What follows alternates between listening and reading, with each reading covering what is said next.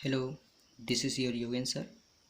आज का जो हमारा टॉपिक है वह है विभव प्रवणता तथा विद्युत क्षेत्र में संबंध। ठीक है,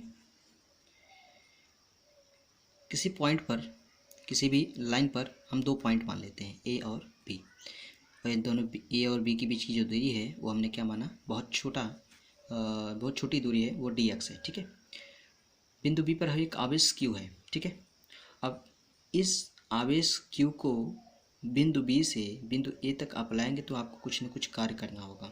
ठीक है, ये जो आप देख रहे हैं डायरेक्शन, ये विद्युत क्षेत्र की दिशा को प्रदर्शित कर रहा है। ओके, तो आप जानते हैं बिंदु बी पर बल एफ इज इक्वल टू क्या होता है, क्यू इंटू ई, पीछे हमने पढ़ा हुआ है।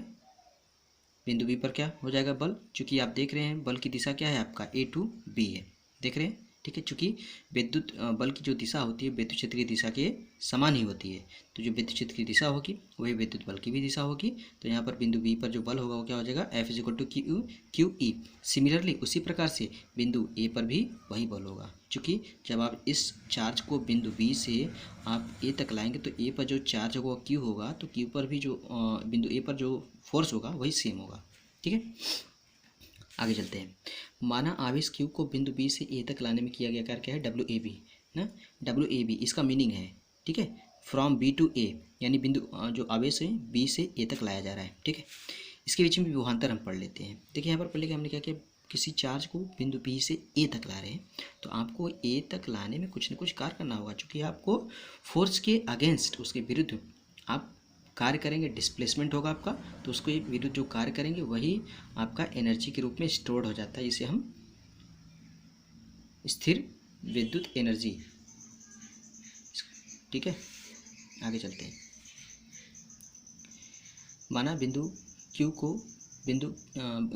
माना आवेश क्यू को बिंदु बी से ए तक लाने में किया गया कार्य क्या है, डब्ल्यू ए बी। ओके, विभवांतर अब निकाल लीजिए, दो बिंदु के बीच का विभवांतर। ठीक है, इसको आप ऐसे भी रिप्रेजेंट कर सकते हैं, ऐसे भी रिप्रेजेंट कर सकते हैं और ऐसे भी।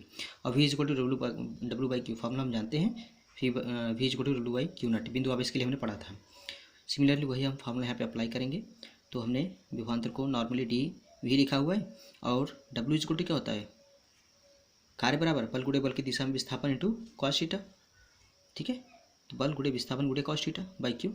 बल को हमने एफ से, विस्थापन को डी एक्स, देख रहे हैं विस्थापन क्या है, बहुत छोटा सा विस्थापन है डी एक्स, उसको हमने लिखा हुआ है, और एंगल क्या है, थीटा। ठीक है, और उनके बीच का angle between force into D x, यानी कि बल और विस्थापन। बल देखिए यहाँ पर है, ये बल है, और विस्थापन एक ही लाइन पे है ना, तो 180 डिग्री क्रिएट होगा यहाँ पर। तो यहाँ पे 180 cos 180 इज इक्वल टू -1 यहाँ पर रख दिया। एफ इज इक्वल टू क्या होता है आपको, क्यू इंटू ई, यहाँ पे देखो Q into E. Okay, value put up कर दीजिए, क्यू कैंसिल, क्या मिलेगा आपको, माइनस ई डी एक्स। इसको कैलकुलेट करोगे तो is equal to minus D B by D X. ये क्या है, विद्युत क्षेत्र, ये क्या है, विभवांतर।